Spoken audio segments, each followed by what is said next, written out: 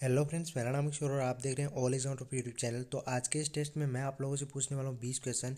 ये जो 20 क्वेश्चन है जो आर्मी के प्रीवियस ईयर के जो क्वेश्चन पेपर है उनमें से ये क्वेश्चन लिए गए हैं। ठीक है, तो देखते हैं आप 20 क्वेश्चन में से कितने क्वेश्चन जो है वो सही कर पाते हैं। तो इस टेस्ट को अंत तक जरूर देखिएगा और इसमें आपको कुछ भी अच्छा लगे तो वीडियो को लाइक और चैनल को सब्सक्राइब करना बिल्कुल मत भूलिएगा। तो चलिए स्टार्ट करते हैं। पहला क्वेश्चन है, इसमें जो पूछा गया है, बनारस हिंदू विश्वविद्यालय की स्थापना किसने की। आपको बताना है बनारस हिंदू विश्वविद्यालय की स्थापना किसने की। फटाफट से आपको राइट आंसर बताना है, कमेंट बॉक्स में बता दीजिएगा। जल्दी से कमेंट बॉक्स में इसका राइट आंसर बता दीजिए। बनारस हिंदू विश्वविद्यालय की स्थापना, ठीक है, किसने की। ऑप्शंस आप सभी के सामने, फटाफट से इसका राइट आंसर बताना है। तो जल्दी से इसका राइट आंसर आप बता दीजिए। तो राइट आंसर क्या हो जाएगा, मदन मोहन मालवीय। ठीक है, बनारस हिंदू विश्वविद्यालय की स्थापना मदन मोहन मालवीय ने की। क्वेश्चन नंबर 2 की तरफ बढ़ते हैं।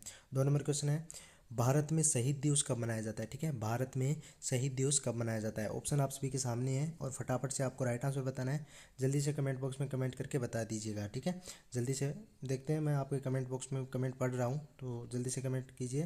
क्या हो जाएगा, 30 जनवरी। ठीक है, भारत में शहीद दिवस कब मनाया जाता है, तो 30 जनवरी को जो है वो शहीद दिवस है मनाया जाता है।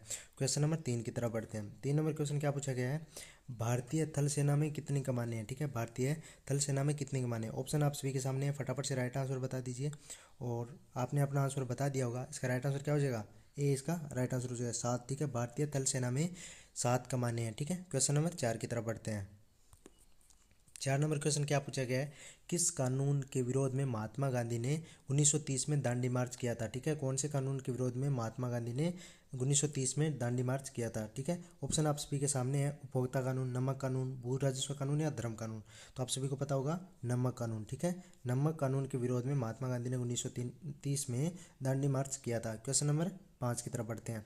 5 नंबर क्वेश्चन काफ़ी आसान क्वेश्चन है, महाभारत ग्रंथ किसने लिखी है। ठीक है, महाभारत जो ग्रंथ है वो किसने लिखी है। ऑप्शंस आप सभी के सामने हैं, फटाफट से राइट आंसर आपको बताना है। जल्दी से बता दीजिए। तो इसका राइट आंसर क्या हो जाएगा, वेद व्यास। ठीक है, महाभारत ग्रंथ किसने लिखे हैं, वेद व्यास ने लिखे हैं। क्वेश्चन नंबर 6 की तरफ बढ़ते हैं। 6 नंबर क्वेश्चन क्या हो जाएगा, भारत के संविधान में अनुच्छेद 17 किससे संबंधित है। ठीक है, भारत के संविधान में अनुच्छेद 17 के बारे में बताना है कि वो कौन से मतलब किससे संबंधित है। ऑप्शन आप सभी के सामने है, फटाफट से राइट आंसर आपको बताना है। ऑप्शन आप सभी के सामने दिख रहे हैं, मैं ऑप्शन नहीं बताऊंगा ताकि आपका समय थोड़ा बच जाए। तो जल्दी से आप अपना राइट आंसर बता दीजिए यदि आपको पता है तो इसका राइट आंसर क्या हो जाएगा, अस्पृश्यता को हटाना। ठीक है, भारत के संविधान के अनुच्छेद 17 किससे संबंधित है, तो वो है अस्पृश्यता को हटाना से संबंधित है। क्वेश्चन नंबर 7 की तरफ बढ़ते हैं।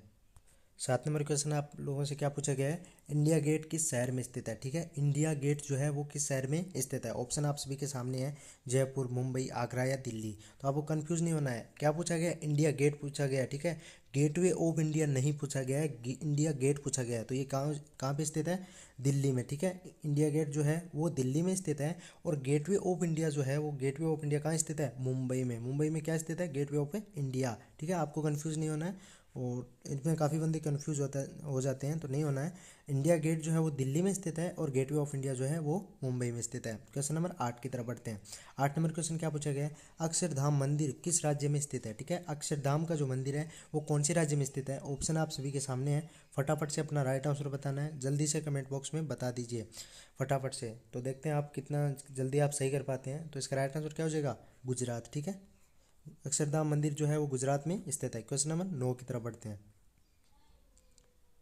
9 नंबर क्वेश्चन क्या पूछा गया है, राणा प्रताप सागर परमाणु ऊर्जा संयंत्र किस राज्य में स्थित है। ठीक है, राणा प्रताप सागर परमाणु ऊर्जा संयंत्र किस राज्य में स्थित है। ऑप्शन आप सभी के सामने हैं, हरियाणा, कर्नाटक, राजस्थान या गुजरात।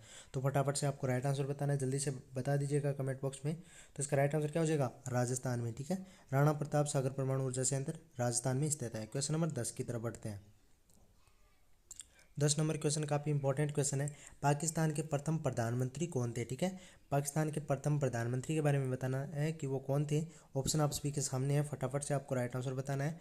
जल्दी से कमेंट बॉक्स में कमेंट करके बता दीजिएगा। तो इसका राइट आंसर क्या हो जाएगा, लियाकत अली। ठीक है, लियाकत अली खान जो थे वो पाकिस्तान के प्रथम प्रधानमंत्री थे। क्वेश्चन नंबर 11 की तरफ पढ़ते हैं। 11 नंबर क्वेश्चन क्या पूछा गया है, देख लीजिए।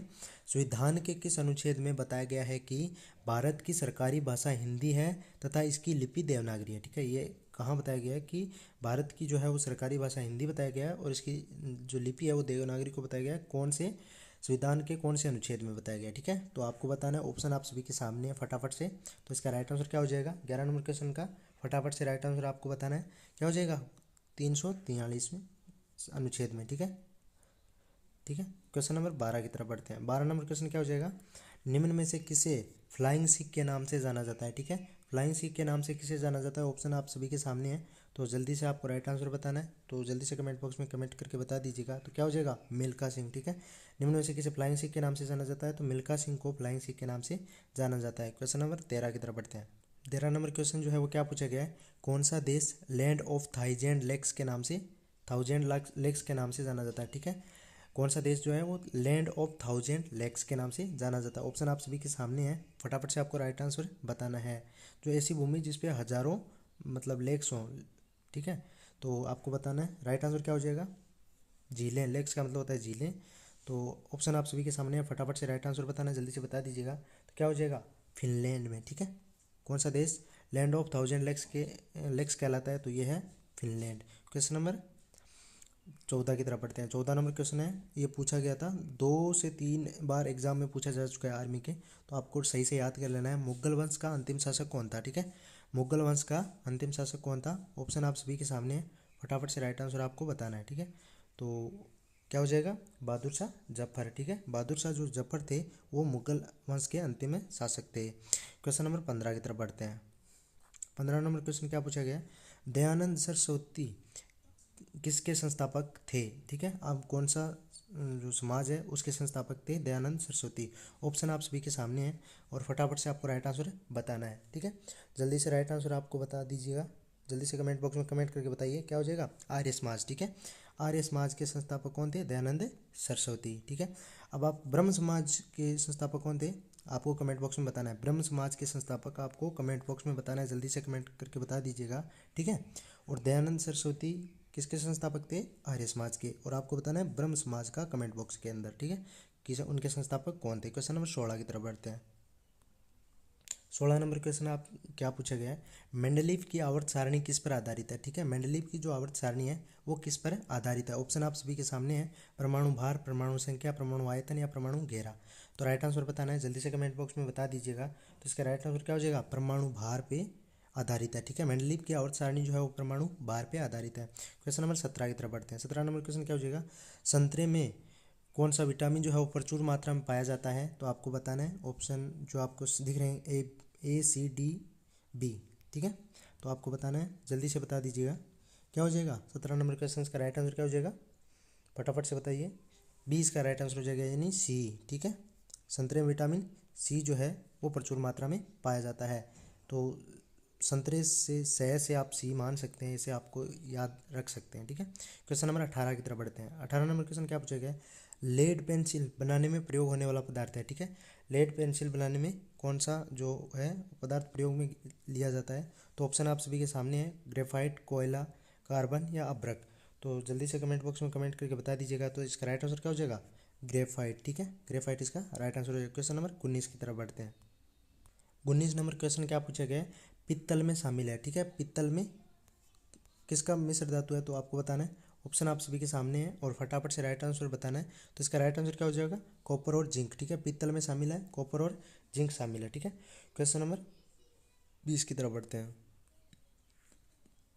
20 नंबर क्वेश्चन है, निम्न में से कौन बायोगैस का घटक है, ठीक है। बायोगैस का घटक कौन सा है, निम्न में से कौन बायोगैस का घटक है। ऑप्शन आप सभी के सामने है, हीलियम, नाइट्रोजन, मीथेन और ऑक्सीजन। तो फटाफट से राइट आंसर आपको बताना है। तो राइट आंसर क्या हो जाएगा, मीथेन, ठीक है।